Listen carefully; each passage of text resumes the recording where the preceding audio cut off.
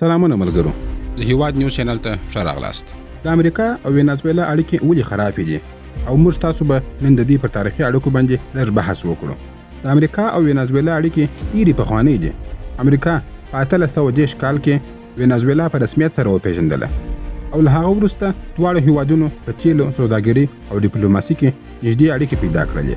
د شلمې پیړۍ تر ډېره حده پورې وینزویلا د خپل پراخ کلیو ثروت له امله د امریکا په ستراتیژیکو اقتصادي پلانونو کې مهم ځای درلودی. د دوی د اړیکو ښه وختونه څه وخت و او کله یې حالت خراب شو. اقتصادي تړاو د تیلو لوی زیرمې وینزویلا ته دا توان ورکړ چې له امریکا او نورو هیوادونو سره ستنېدونکې سوداګریزې اړیکې وساتي. د امریکا ډېرو د تیلو شرکتونو په وینزویلا کې پانګونه درلودله او دا دوه اړخیزې اقتصادي ګټې رامنځته کولی شي. د دوی ډیپلوماټیک تعامل څنګه و؟ په ډېرو کلونو کې سفیران، تجارتي تړونونه او ګډې پروژې د دواړو هیوادونو ترمنځ باور رامنځته کولی شي. په ځانګړې توګه د هغو کلونو کې چې وینزویلا د خپلو نفتو صادراتو له لارې عواید درلودل، په همدې وخت کې د امریکا او وینزویلا اړیکې ډېرې ښې وې. کله چې هوګو چاویز په 1999 کې واک ته ورورسېدی، هغه د وینزویلا بهرني سیاست کې ریښه‌یي بدلون راوستی. له امریکا سره د اړیکو ډېرې برخې تر پوښتنې لاندې راوستلې. د دولت او پانګې د کنټرول پالیسیو ته یې اصلاح ورکړه او د خپلو سیاسي اهدافو لپاره یې په کچه لوی اقتصادي او نړیوال شرکتونه رامنځته کړل. د مثال په توګه له کیوبا او ایران سره یې نږدې اړیکې جوړې کړلې.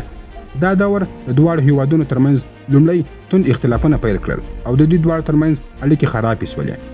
د 2002 کال په پیښو کې چاویز د لنډمهاله لپاره د واک څخه لیرې شو او بیا بیرته راوګرځېدی. وینزویلا حکومتي سرچینو امریکا په دې کې لاسوهنه او د طبیعي مرسته کېدو تورن کړ. دا پیښه د دواړو ترمنځ شکونه لا زیات کړل او نفسیاتي ژور اختلافات یې ایجاد کړل. د نیکولاس مادورو تر ټاکنې وروسته داخلي اقتصادي کړکېچ، د بشري حقوقو راپورونه او سیاسي بې ثباتي لا پسې زیاته شول. همدا مهال امریکا د وینزویلا پر یو شمېر چارواکو او نهادونو بندیزونه ولګول. دا بندیزونه د دواړو هیوادونو ترمنځ اقتصادي او ډیپلوماټیکي اړیکې سختې کړلې. د 2019 کال سیاسي بحران د 2019 کال د جنوري پر 23 باندې د وینزویلا د ملي اسمبلي مشر جوان ګوایډو ځان لنډمهاله ولسمشر وټاکي او امریکا ژر تر ژره هغه په رسمیت سره وپېژندی. په دې پیښه کې دواړو اړخونو یو بل ته سخت غبرګونونه وښودل. د مادورو حکومت د امریکا ډیپلوماټانو ته د وینزویلا څخه د وتلو امر ورکړي او امریکا د مادورو پر ضد باندې د اقتصادي فشارونو او بندیزونو څخه ملاتړ وکړ.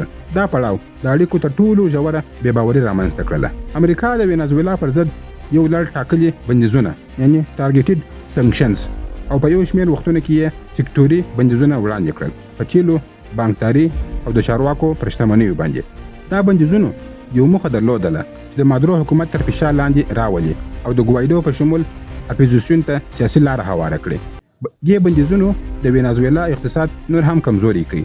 د تیلو صادرات راکم شول او د خلکو ورځنی ژوند پرې اغېزمن شو. له دولتي لارو تر روغتیا او خوراک پورې خدمات تر فشار لاندې راغلل. د بایدن ادارې په 2022 کال کې ځینې موقتي امتیازات ورکړل تر څو د وینزویلا سره مذاکراتو ته زمینه برابره شي، لکه سټکو او داسې نور موضوعات. دې هڅو د دوو اړخیزو خبرو لپاره دروازې خلاصې کړلې، خو د 2015 کال په پیل کې دولتونو او انسانانو بدلون پیدا کړي.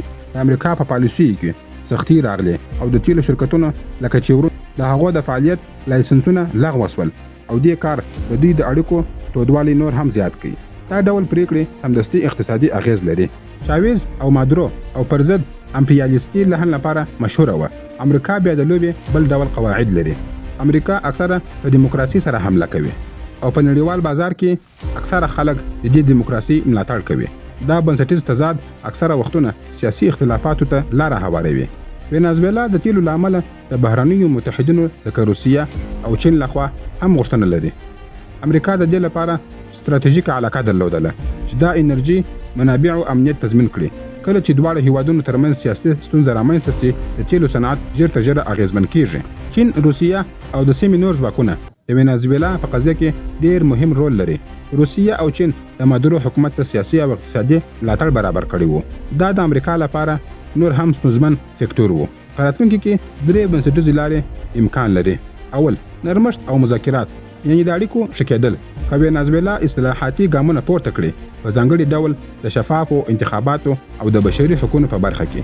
امریکا ممکن یو شمېر بندیزونه نرم کړي او اقتصادي او ډیپلوماټیک تعامل ته لار هواره کړي. دې ته د رسیدو لپاره په دواړو خواوو کې سیاسي ګامونو او نړیوال منځګړیتوب ته اړتیا شته. دوهم استمرار او لا زیات فشار. که دواړه خواوې خپلې سختې پالیسۍ جاري وساتي نو اقتصادي بندیزونه د تیلو صادرات کمښت او ډیپلوماټیک بې باوري به دوام وکړي. دا سناریو د وینزویلا د اقتصادي او بشري حالت لپاره نور ستونزې راوړلی شي. خارجي اغیزې او سیمهییز ګډوډۍ. که د سیمې هیوادونه یا نړیوال ځواکونه منځګړیتوب وکړي لکه ناروې، برازیل، مکسیکو یا نړیوال سازمانونه نو کېدای شي په ګډه سره او اوږدمهاله توګه د حل لپاره ګډ جوړښت برابر شي. خو دا به هم د دواړو خواوو په اتفاق سره امکان ولري. اوس خو امریکا کوشش کوي چې پر وینزویلا باندې حمله وکړي ځکه چې د امریکا جنگي بیړیو د وینزویلا په لور باندې حرکت کړی دی او په څو واره سره یې د وینزویلا پر شاوخوا باندې خپل جنگي تمرینات هم ترسره کړي دي. په دې سره حتما شاید وینزویلا هم لږ ویرېدلې وي او شاید د ویډیا له لارې څخه پر دې باندې غوغا راپورته شوې وي. امریکا غواړي چې وینزویلا خپل لاس ته راوړي ځکه چې په وینزویلا کې ډیر پریمانه تیل شته. نو حتما امریکا کوشش کوي چې دې تیلو ته لاره برابره کړي ځکه چې په منځني ختیځ کې یعنی په میډل ایست کې د عربو سره خاص جوړه اوس نه راځي او هلته اعتبار کم شوی دی. نو اوس غواړي چې په یو بهانه سره وینزویلا ته لاس واچوي او خپل په کنټرول کې راولي.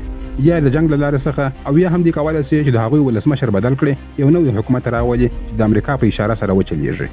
اوس نو تاسو خپل نظرونه په کمنټ کې راته ولیکئ. که مو ویډیو خوښه شوې وي ویډیو لایک او شیر کړئ او زموږ یوټیوب چینل نوی دی ستاسو مرسته ته اړتیا ده یوټیوب چینل حتما د سره سبسکرایب کړئ. مننه.